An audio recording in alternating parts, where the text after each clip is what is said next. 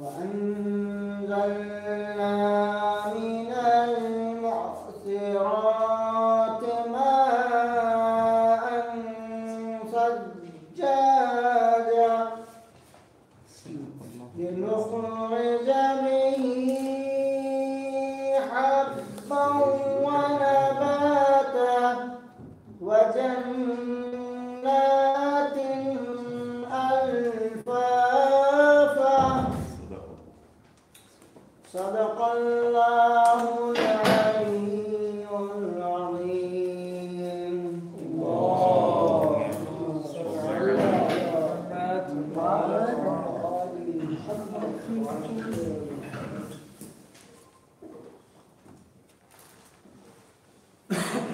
أعوذ بالله من الشيطان الرجيم. بسم الله الرحمن الرحيم. الحمد لله رب العالمين. صلى الله على سيدنا ونبينا أبي القاسم المصطفى محمد. اللهم صل على محمد صلى الله عليه وعلى أهل بيته الطيبين الطاهرين سيما بقية الله في الأرضين واللعن الدائم على أعدائهم أجمعين من الآن إلى لقاء يوم الدين. اللهم نور قلوبنا بالقرآن ووفقنا للعمل به. لا حول ولا قوة إلا بالله العلي العظيم. بحث و گفتگوی ما پیرامون اجماع لطفی بود. مقصود ما از اجماع لطفی هم خلاصش این شد: اجماع لطفی یعنی کشف رأی معصوم علیه السلام از اجماع فقها بر اساس قاعده لطف. این خلاصه تعریف اجماع لطفی است: کشف رأی معصوم از اجماع فقها بر اساس قاعده لطف. جلسات گذشته مقدمات بحث رو مطرح کردیم که قاعده لطف فی الجمله مورد قبول علمای امامیه هست، اما در زمان معصوم.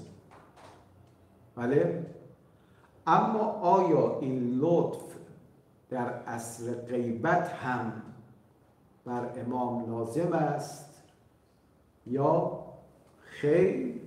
گفتیم اینجا دو دیدگاه وجود داره.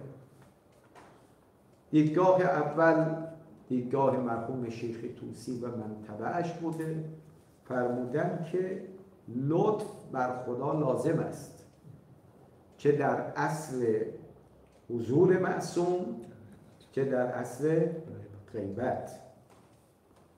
اما مرحوم سید مرتضی و من تبعش رضوان الله تعالی علیه فرمودن که لطف بر خدا لازم است در عصر حضور، اما در عصر غیبت اظهار حق بر امام علیه السلام لازم نمی باشد. تا اینجا رو ما جلسه گذشته عرض کردیم. اما مرحوم شیخ طوسی رضوان الله تعالی علیه اگر یاد دوستان باشه این جمله رو فرمود: و هذا عندی غیر صحیح. امروز به خاطر اینکه کلام شیخ طوسی جای بیفته باز تذکر میدیم، دوستانم یادداشت بفرمایید. اگر ما چند مطلب رو به دقت بررسی کنیم و برای ما حل بشه، تو این اظهار نظرها شاید برسیم که نظام لفظی باشه، یا اگر نظام هم لفظی نباشه حق با کیست برای انسان مشخص میشه. نکته اول توجه به تعریف دقیق قاعده لطف است. بله؟ و ادله‌ای که اثبات کننده قاعده لطف است. ما هم ادله عقلی داریم و هم ادله نقلی. ادله نقلی هم عبارت از کتاب و سنت.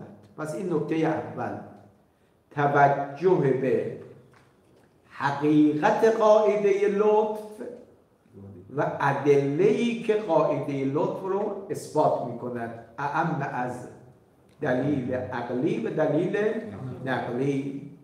واقعا آیات فراوان و روایاتی داریم که مسئله لطف رو اثبات می‌کنه. این یک نکته.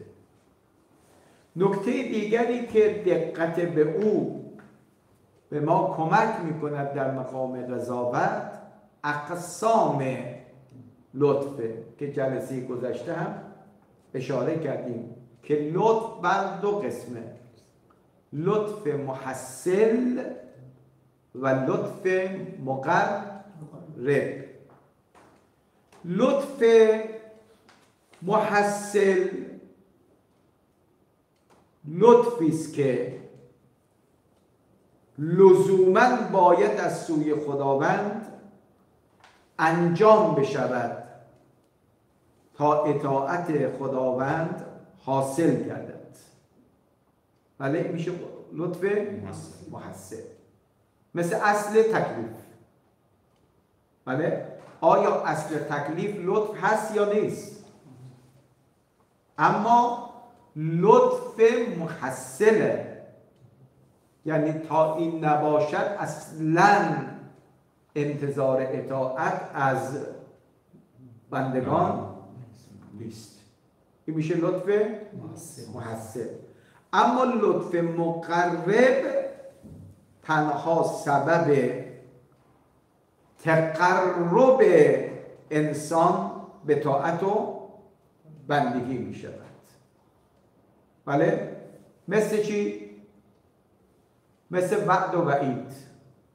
کسی فلان عمل رو انجام بده اینقدر ثواب داره، کسی اگر فلان عمل رو ترک کند عقاب دارد. به این بیان ثواب و عقاب، وعد و وعید موجب می شود که عبد به سمت طاعت نزدیک بشه و از معصیت خدا دور بشه. پس لطف یا محصل است یا مقرب. سوال، محل بحث کدومه؟ لطف مقربه. بله، لطف مقربه. و الا در لطف محصل هیچ کی بحث نداره، در این که اصل وجود تکلیف از سوی خدا برای بندگان ضرورت داره. چون اصلا تکلیف نباشد، بله، انتظار طاعت معنا ندارد. درست شد؟ اونی که محل نزاع و اختلافه کیه؟ لطف مقربه. اگه یادتون هم باشه وقتی ما لطف رو تعریف میکردیم اینجور تعریف کردیم: کل ما یقرب العبد الی الطاعه و یبعده عن المعصیه. منتها این قرب و بعد نسبت به طاعت به حدی که به خدمتتون اجبار نباشد. یعنی شخص با اختیار خودش به طاعت نزدیک میشه و از معصیت دوری میکنه. این هم نکته دومی که باید ما بهش توجه کنیم که لطف یا محصل است یا مقرب. محل بحث ما هم لطف مقرب است. نکته سومی که باید بهش توجه بکنیم که قبلا هم توضیح دادیم ولی امروز میخوام یه مقدار علمی‌تر بحث کنیم، مقصود از وجوب لطف بر خداوند چیست؟ بله؟ ببین عزیزان، ما دو جور میتونیم از وجوب تعبیر بیاریم. یه وقت میگیم واجب علی الله، این تعبیر حتما یادش کنید. ما دو جور میتوانیم وجوب را بر خدای متعال اطلاق کنیم، واجب علی الله و واجب عن الله و واجب عن الله. تفاوت این دو چیه؟ یا بگیم واجب علی الله یا بگیم واجب عن الله. تعبیر اول وجوب فقهی است. وجوب فقهی است یعنی تکلیفی که از سوی عقل و بندگان بر خدا واجب شود. واجب علی الله. اما واجب عن الله یعنی کاری که شأن خدای تبارک و تعالی ضرورت آن را اقتضا می کند. بله؟ اموری که شأنیت و جایگاه الهی ضرورت آن رو اقتضا میکنه، این را میگیم واجب عن الله. این وجوب را وجوب عقلی و فلسفی گویند.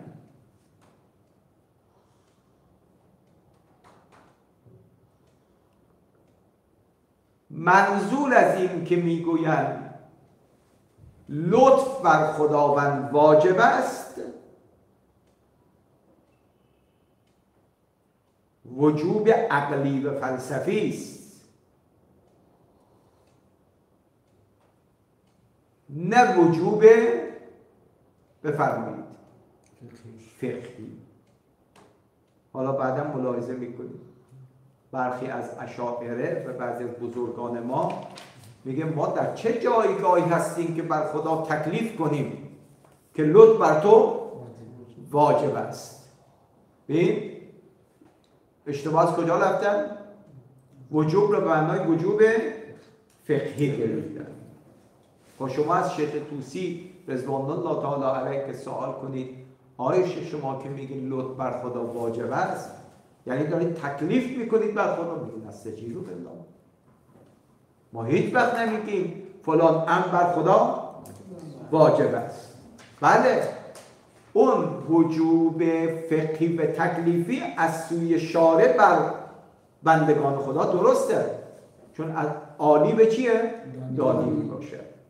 اما هیچ وقت از دانی بر عالی تکلیف کردن معنا نداره.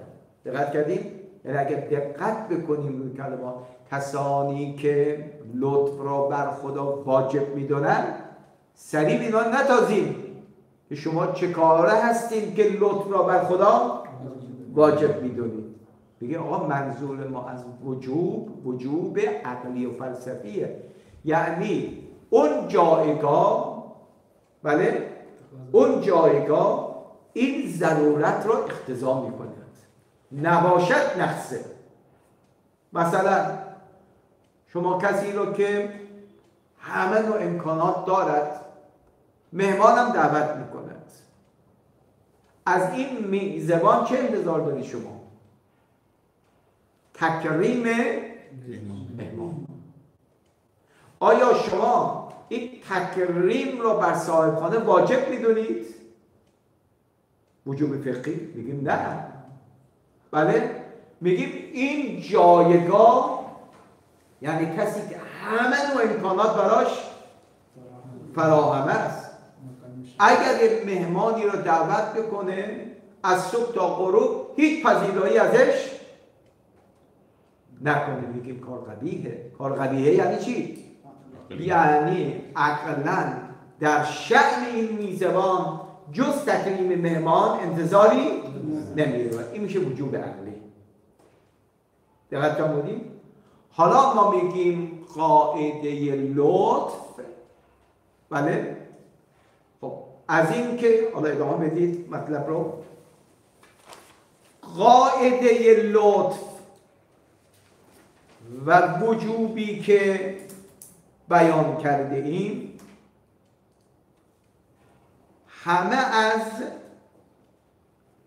حکمت الهی سرچشمه میگیرد. یعنی که میگویم خدای متعال چیه؟ بفرمایید. خدای متعال حکیم است. بله؟ خدای متعال حکیم است. صغرا کبرا تشکیل بدیم. الله تعالی حکیم هست یا نیست؟ یکی شکی ازش نداره. کبرای کلی. حکیم نقض غرض نمی کند. نتیجه پس خدای متعال نقض غرض نمی کند. این کلی قضیه.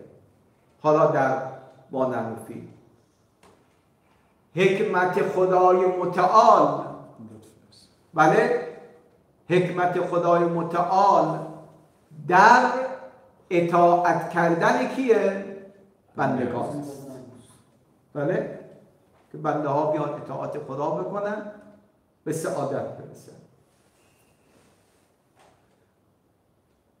انتظار اطاعت فرق بر چیه؟ بیانه. بله؟ بیان و چیه؟ هدایته. اگر خداوند از یک سو اطاعت رو از بندگان بخواد اما از سوی دیگر بیان نکند، این نقض غرض است و حکیم نقض غرض نمی کند. خب میگه وقتی خدا اطاعت رو از ما خواست، از اون طرف هدایت بر خدای متعال لازم است. این لزوم اما لزوم به معنای عقلیه، یعنی از شأن ربوبی این انتظار میره وقتی اطاعت رو از من بنده خدا میخواد مرا هم در مسیر اطاعت کردنش با چا کنه؟ هدایت بکنه. اگر هدایت نکنی نقض غرض هست و نقض غرض از حکیم صادر نمیشه. خب این مقدمات رو گفتیم. حالا بیایم فرمایش مرحوم شیخ طوسی رضوان الله تعالی علیه. مرحوم سید مرتضی گفت بله، در عصر حضور باشد وظیفه امام چیه؟ بیانه.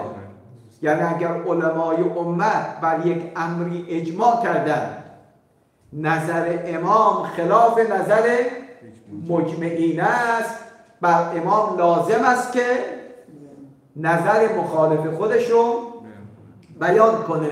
اگر بیان نکرد طبق قاعده لطف میگیم نظر امام همون نظر مجمعین است.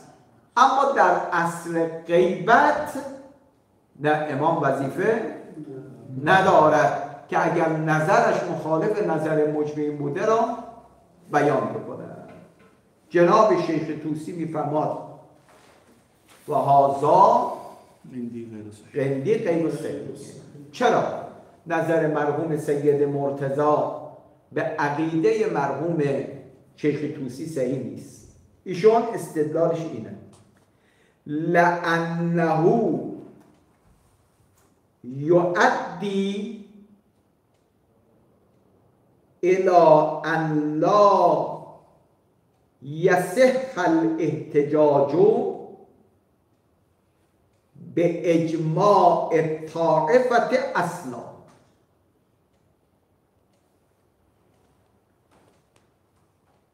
یه بار دیگه میگم لأنه یؤدی الی ان لا یصح الاحتجاج به اجماع الطائفه اصلا. میفرماد اگر نظر مرحوم سید مرتضی رو بپذیریم که امام در اصل غیبت بفرماد وظیفه‌ای ندارد، چون غیبته منا، غیبت امام علتش خودمون هستیم دیگه، امام وظیفه‌ای ندارد.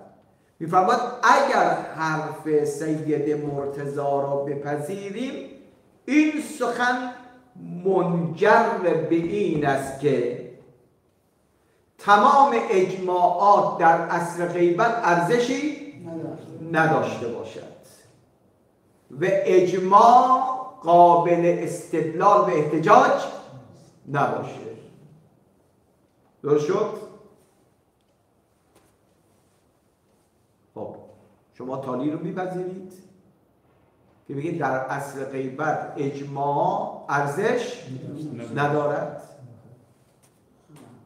بله؟ وقتی والتالی باطلون فالمقدم مثلو، که امام در اصل غیبت بر اساس قاعده لطف وظیفه‌ای ندارد هم باطل میشه.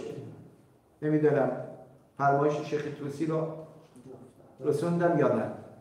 جناب شیخ طوسی میفرماد اگر امام سلام الله علیه در اصل غیبت هیچ وظیفه‌ای در اظهار نظر ندارد، حتی اگر نظر مجمعین خلاف باشد اظهار حق بر امام لازم نبوده باشد، دیگه اگه این حرف رو بپذیریم دیگه اجماع اون جایگاه خودش رو از دست میدهد.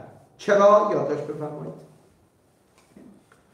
چرا اگر حرف مرحوم سید رو بپذیریم این اجماعات در اصل غیبت دیگه ارزش ندارد؟ میفرماد لأنا لا نعلم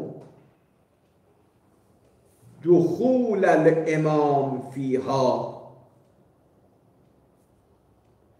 الا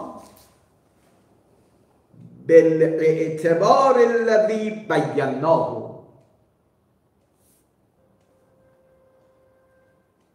داخل پرانتز بیناه یعنی قاعده لطف.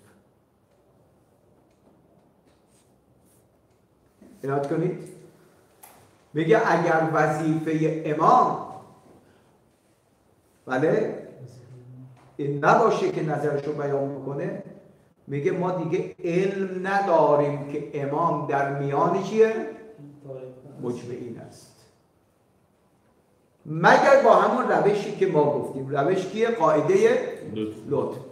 بله کل ما یقرب العبد الی الطاعه و یبعده عن المعصیه. خب اگر نظر امام سلام الله علیه نظر مجمعین باشد طبق قاعده لطف، این اجماع یقرب العبد الی الطاعه، پس امام به وظیفه خودش عمل کرده. اما اگر نظر امام نظر مجمعین نباشد پس این اجماع یقرب العبد الی الطاعه نیست، بلکه او رو داره از طاعت دور میکنه. با حال اون که گفتیم بر امام لازمه، گفتیم لازم واجب عقلی یا نه واجب فقهی، بر امام لازم است که زمینه قرب عبد الی الطاعه رو فراهم کنه، چنانچه بعد از معصیت رو هم باید فراهم بکنه.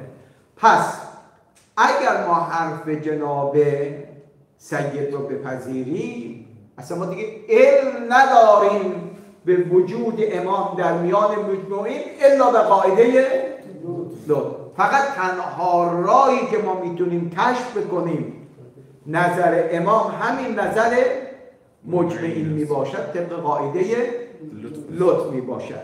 عنایت کنید. و متا جوزناه، اما سید مرتضی اگر اصرار به حرف خودش داشته باشه و ما هم حرف سید مرتضی رو جایز بدونیم، دقت کردیم؟ و متا جوزناه انفراده علیه السلام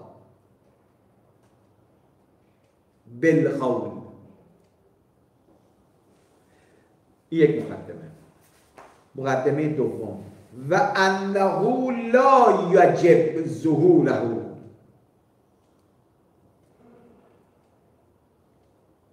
منع ذلک،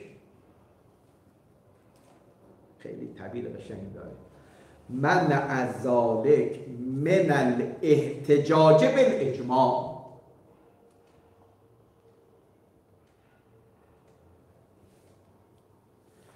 میفرماد اگر ما فرمایش مرحوم سید رو جا کنیم قبول بکنیم، جوزنا یعنی قبولش بکنیم با دو تا مقدمه. یک، انفرده علیه السلام بالقول، جایز است که امام یک نظری جداگانه غیر از نظر مجمعین داشته باشه. 100 نفری حرفی زدن، امام میفرماد که نه، نظر من غیر از نظر این 100 نفره. اما از اون طرف اظهار نظر مخالفش هم بر امام واجب نباشد. درست باشه؟ پس احتمال داره نظر امام غیر از نظر مجمعین باشد. دو، این اظهار خلاف هم بر امام واجب نباشد. دیگه بنیان اجماعات فرو میریزه، دیگه اجماع ارزشی ندارد. چرا؟ چون شما سید مرتضی فرمودید در اصل غیبت ممکن است امام نظری غیر از نظر مجمعین داشته باشد و این اظهار نظر مخالف هم بر امام ما چجور دل خوش کنیم به اجماع؟ دیگه اجماع معنا ندارد. ادامه بدید. و متا لم یکن علی القول الذی انفرد علیه السلام به دلیل علی ما قلنا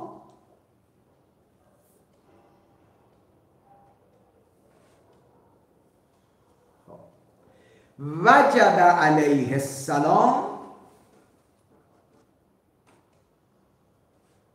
از ظهور او اظهار من یبین الحق فی تلک المسئله.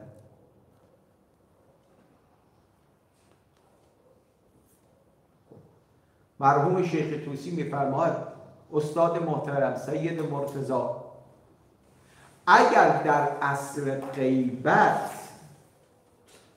اون راهی که ما نشون دادیم که قاعده لطف باشد، بله، مورد پسند شما نباشد، امام یکی از این دو تا کار رو باید انجام بده.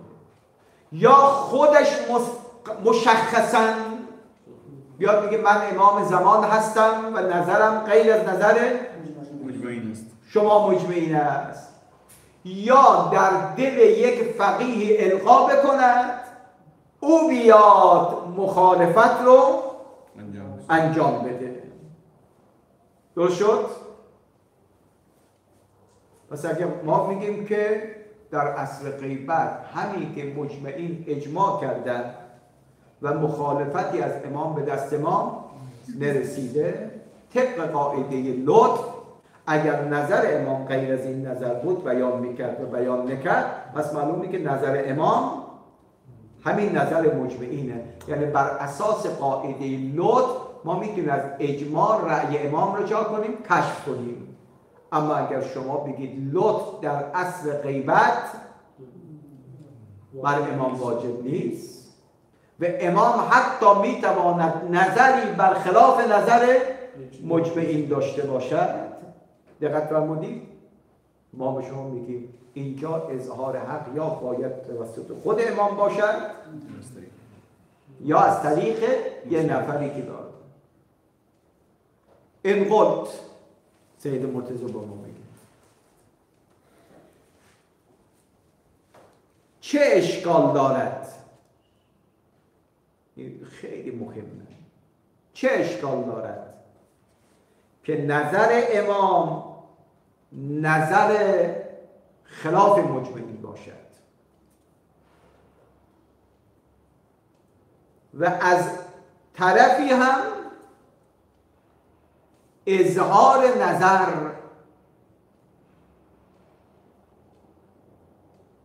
بر امام واجب نباشد.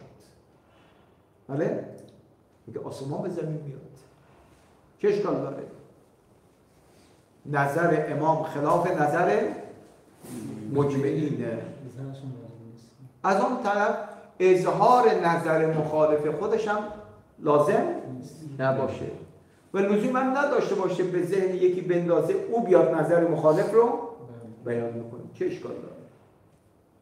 شما میگید ملازمه هست اگر نظر امام غیر از نظر مجمعین باشه یا باید خودش اظهار بفرماید یا یک نفر رو وادار بکند بله که نظرش مخالف نظر مجمعین باشه.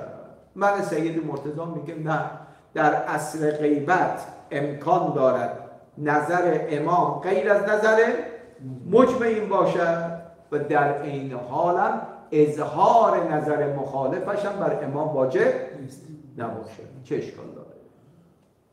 درست آمدید؟ مرحوم سید مرتضی رضوان الله تعالی علیه میفرماید اگر چنین باشد، این عبارت شیخ دوسته کلمش نیست، یعنی نظر امام مخالف باشد ولی اظهار بر امام واجب نباشد و الا لم یحسن التکلیف و الا لم یحسن التکلیف، یعنی نه قاعده لطف را بپذیرید نه اظهار از سوی امامم واجب باشد را نپذیرید، اصلا تکلیف حسنی ندارد. دقت فرمودید؟ چرا تکلیف حسنی ندارد؟ پیاز میگه از سوی خدا در واقع برای ما تکلیفی رو مشخص کرده اما راه دستیابی به اون تکلیف را برای ما مشخص نکند. این نقض چیه؟ غرضه. و گفتیم حکیم متعال نقض غرض نمی کند. اینا فرمودید؟ پس بنابراین واجب است در عصر غیبت هم همانند عصر حضور امام بر اساس قاعده لطف اگر نظرش همون نظر چیه؟ مجمعین است فبها که ما میگیم و اما اگر نیست باید اون نظر مخالف خودش رو چه کنه؟ بیان کند. این خلاصه فرمایش مرحوم شیخ طوسی و من تبعه است. حالا مرحوم سید خویی رضوان الله تعالی علیه ایشون نظر مبارکشون بر این است که اولا میفرماید عدم تمامیت القاعده فی نفسها، میگه اولا ما خود قاعده لطف رو در مسئله قبول نداریم. آقای سید منظور این عبارت آقای خویی رو نیست با اون مسئله‌ای که من درس کردم اذ لا یجب اللطف علیه تعالی، اذ لا یجب اللطف علیه تعالی بحیث یکون ترکه قبیحا.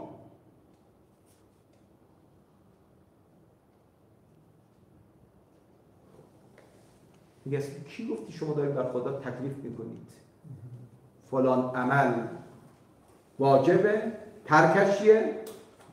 قبیحه. شما در چه کار هستید که بیایید برای خدا تکلیف مشخص میکنید؟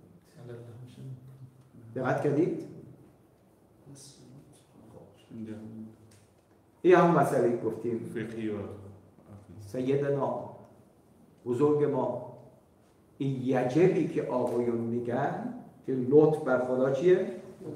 واجب است. وجوب فقهی نیست تا شما بیاد به ما بگید که بله شما چه کاری است که بر خدا دارید تکلیف میکنید. نه قبر همون عقلیشون فکر نمی‌کنید. هم قبر که میرسونه همون عقلی رو میرسونه. نه ایشون میفرماد که ما لا یجب اللطف علی الله. یجب یا یجب فقهی. ما از میکنیم نه این وجوب فقهی نیست، وجوب عقلی باشه. خب ما برای خاطر اینکه فرمایش مرحوم شیخ طوسی رو یه قدری تقویت بکنیم یادداشت بفرمایید. شواهد و مواردی از کاربرد قاعده لطف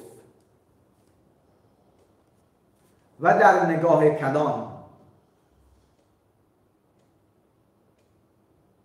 نقش داشتن علم کلام در اجتهاد رو بیان میکنیم.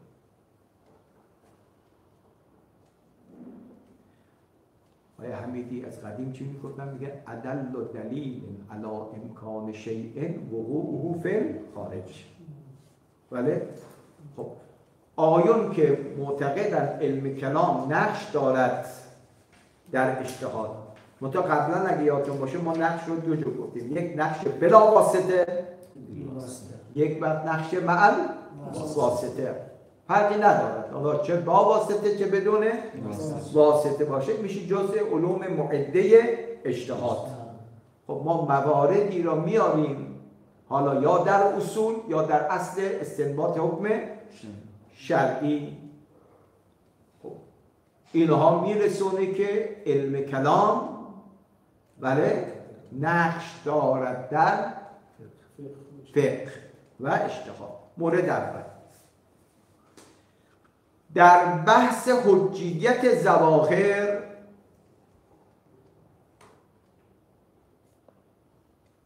حالا داخل پرانتز ظواهر قرآن و سنت، عمده دلیل آن است که شارع مقدس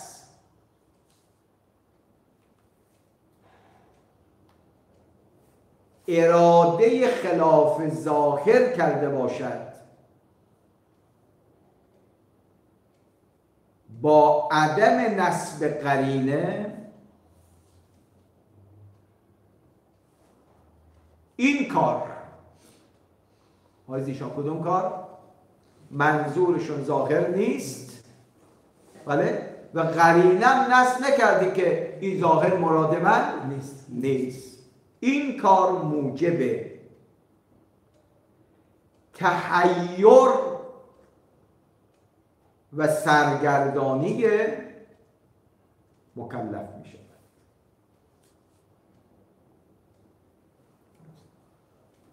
هست یا نیست؟ میگه من یک کلام میگم، مخاطبین من یک ظهوری از این کلام برداشت بکنن، اما این معنای ظاهری مراد من نیست. از آن طرف قرینه هم نصب نکردم که خلاف ظاهر مراد منه. این اصطلاحاً چی میگن؟ یک کمی میخوام مخاطب سرکار بگذارم. بله؟ چی میگن؟ دنبال چی فرستادیم؟ نخستی‌ها. دنبال نخستی‌ها برن. یعنی اینا از کلام ظاهری رو برداشت کردن، دنبال ظاهر میرن، اما اون معنای ظاهر مراد من نیست. این موجب تحیر مخاطب میشه یا نمیشه؟ ادامه بدید. و هازا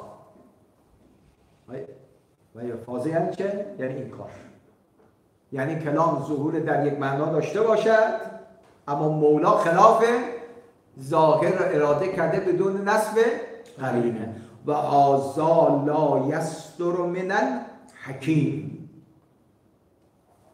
این از حکیم صادر نمیشه. حالا از شما سوال میکنه حکمت یعنی چی؟ حکیم یعنی کی؟ خب اینا رو کجا باید یاد بگیریم؟ بله؟ این رو از علم کلام باید یاد بگیریم. یادداشت بفرمایید. قبح صدور این کار از حکیم، علمی که متکفل جواب آن هست علم کلام است. بله؟ خب شما الان ظواهر رو در کجا وصل میکنید؟ در اصول. اصولان که قطعا از معدات علم اجتهاد دیگه، درست شد. خب میگه ظواهر حجت است، میگه طبق بناء عقلا. شارع عقل چیه؟ عقلاست. پس اگر روشی غیر از روش عقلا داشت لبینه، بیان میکرد. از این که بیان نکرده پس معلومی که روش شارع همین روش عقلاست، یعنی ظواهر را بدون نسب قرینه حجت میدونه. بله؟ اینی میگه اگر مولا خلاف ظاهر اراده کند بدون نسب قرینه، این خلاف حکمت است و کار خلاف حکمت قبیح است و کار قبیح از حکیم سر نمیزند. اینا رو کجا یاد گرفتی؟ الان تو اصول داره برام میگی. بله؟ کسی که علم کلام نخونده باشه اینجا بلبل نمیتونه باشه، به اینجور بیاد دفاع بکنه. پس این یک مورد از مواردی که می‌بینیم که علم کلام نقش دارد در بحث اجتهاد. مثال دوم ان شاء الله فردا.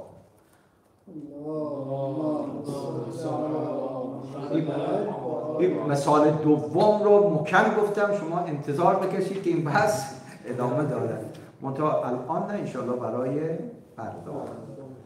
خب از حسن استماع شما عزیزان به حضور و شرکت مستمر شما هم صمیمانه تقدیر و تشکر می‌کنیم. و صلی الله علی سیدنا محمد و آله الطاهرین. اللهم صل على محمد و آل محمد و عجل.